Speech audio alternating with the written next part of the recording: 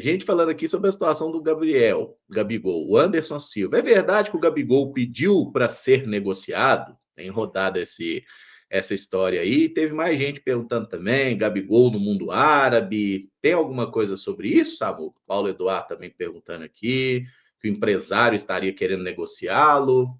Tem alguma coisa de Gabigol? Não, então, Caramujo, não tem nenhuma informação sobre.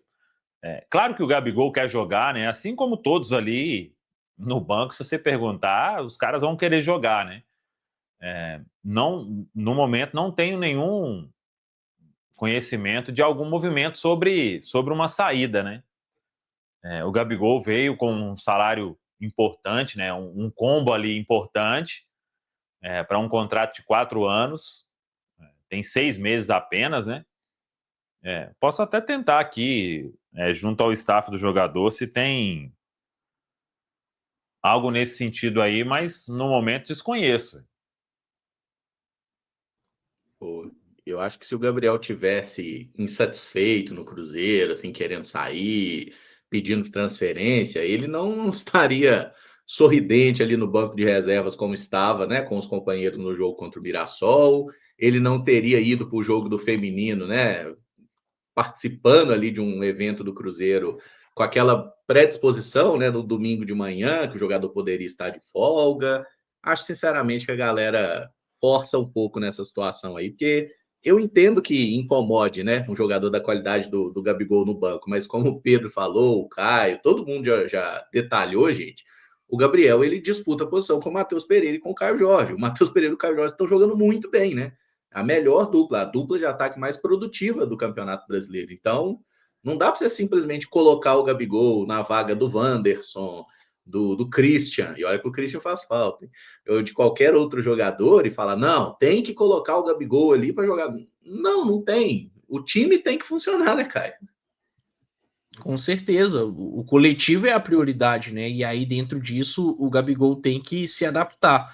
Mas, como eu falei no início, a gente, da mesma forma que reforça a dificuldade do Gabigol entrar nesse time titular, também reforçamos o tanto que ele é importante para o Cruzeiro. Até na arte que a gente acabou de debater em cima, pô, dá para ver que dentre ali os 4 jogadores mais utilizados do banco de reservas, o Gabigol está. Pelo menos foi o segundo mais utilizado dentro da arte, né?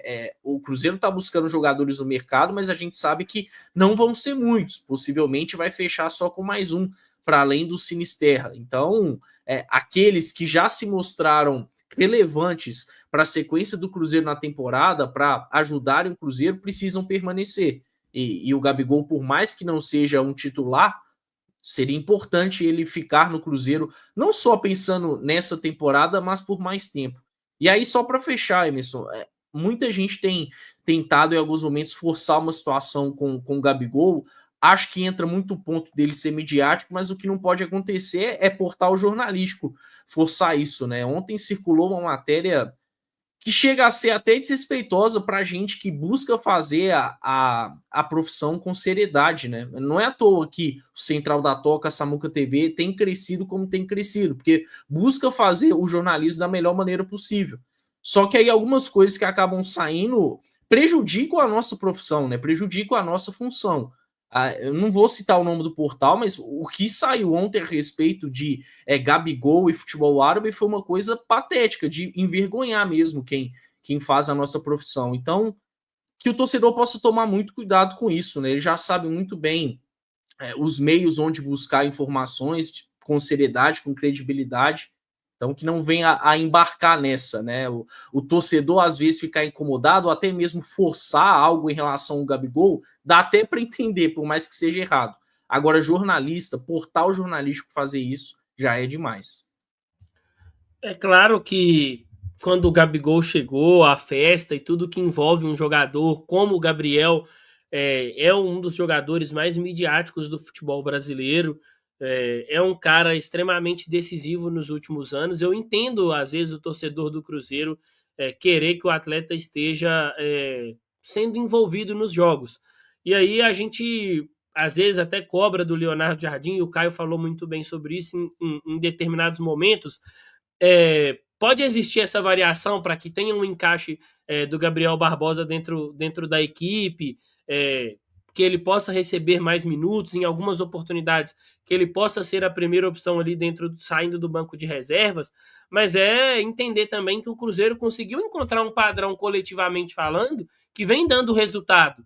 Mesmo que as últimas rodadas não sejam tão boas, mas o Cruzeiro conseguiu um bom resultado e o Cruzeiro só está onde está hoje no campeonato graças a esse padrão. E aí, em algum momento, entender que o Gabigol, a ausência do Gabigol não atrapalhou que esse bom padrão fosse construído. É claro que o Gabigol é muito mais jogador que o Wanderson, é claro. É claro que o Gabigol é um jogador que tem capacidade de decidir jogos, e o Caio falou muito bem sobre isso no comentário dele ontem, né? Que o Gabigol tem muito mais capacidade de decidir um jogo e muito mais expectativa do que o Lautaro Dias. Mas não dá para a gente tentar também forçar o Gabriel a entrar no time. E aí eu vou voltar até naquilo que eu falei.